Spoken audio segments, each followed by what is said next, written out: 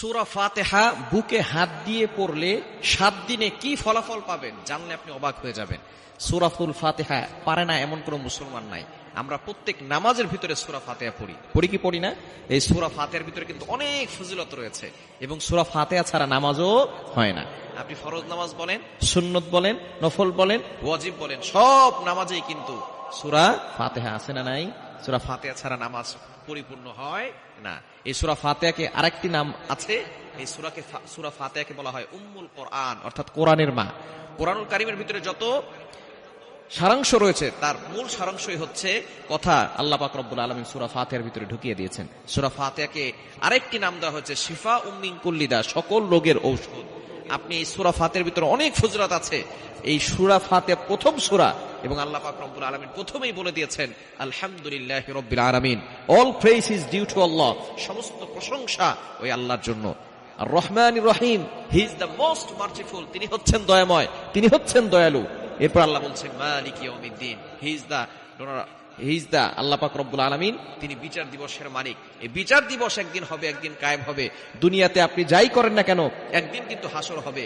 ওই দিন কিন্তু আল্লাহ পাক রব্বুল আলামিন সকলকে পাকড়াও করবেন। এজন্য সূরা ফাতিহার ভিতরে আল্লাহ তাআলা সব কিছু দিয়ে দিয়েছেন। সূরা ফাতিহা এমন একটি সূরা যে সূরার ভিতরে আল্লাহ তাআলা শিফা দিয়েছেন। আপনি এই আমলটা যদি করতে পারেন 7 দিনের ভিতরে ভালো একটি ফলাফল পাবেন।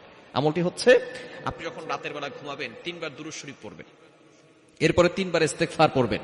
দুরুদের ভিতরে সর্বশ্রেষ্ঠ দুরুদ হচ্ছে দুরুদ ইব্রাহিম, যেটা আমরা নামাজের ভিতরে পড়ি।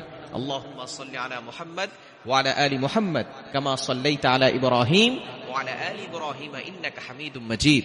আল্লাহুম্মা বারিক আলা মুহাম্মাদ ওয়া আলা আলি মুহাম্মাদ কামা বারাকতা আলা ইব্রাহিম ওয়া আলা আলি ইব্রাহিম ইন্নাকা হামিদুম মাজিদ। এই দুরুদ ইব্রাহিম হচ্ছে যেটা নামাজের ভিতরে পড়ে সর্বশ্রেষ্ঠ দুরুদ। এটা 3 বার পড়বেন, এরপরে 3 বার ইস্তেগফার করবেন। আস্তাগফিরুল্লাহ রাব্বি মিন কুল্লি যামবি ওয়া আতুবু ইলাইহি লা হাওলা ওয়ালা কুওয়াতা ইল্লা বিল্লাহিল আলিয়্যিল আযীম পড়ে এরপরে বুকে হাত দিয়ে আউযুবিল্লাহ বিসমিল্লাহ সহকারে আপনি সূরা ফাতিহা একবার পড়বেন, পরে শেষে আবার 3 বার দুরূদ শরীফ পড়বেন। এরপর আপনি আল্লাহর কাছে দোয়া করবেন।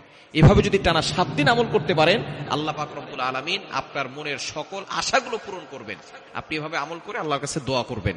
এরপরে আপনি যত রোগ আছে সমস্ত রোগ থেকে আল্লাহ পাক রব্বুল আলামিন আপনাকে শিফা দান করবেন। অর্থাৎ এই আমলের মাধ্যমে 1 নাম্বার আল্লাহ তাআলা আপনার সকল মনের আশাগুলো পূরণ করবেন, সকল চাহিদাগুলো আল্লাহ তাআলা পূরণ করে দিবেন। এবং দ্বিতীয় নাম্বার হচ্ছে আল্লাহ পাক রব্বুল আলামিন আপনাকে যত ধরনের রোগ আছে সকল রোগ থেকে আল্লাহ আপনাকে হেফাজত করবেন। কারণ সূরা ফাতিহার ভিতরে শিফা আছে না নাই? আপনি একিনের সাথে আমল করেন, বিশ্বাস করে, বিশ্বাস অন্তরে রেখে, আল্লাহর প্রতি বিশ্বাস রেখে আমল করেন, অবশ্যই ভালো ফলাফল পাবেন।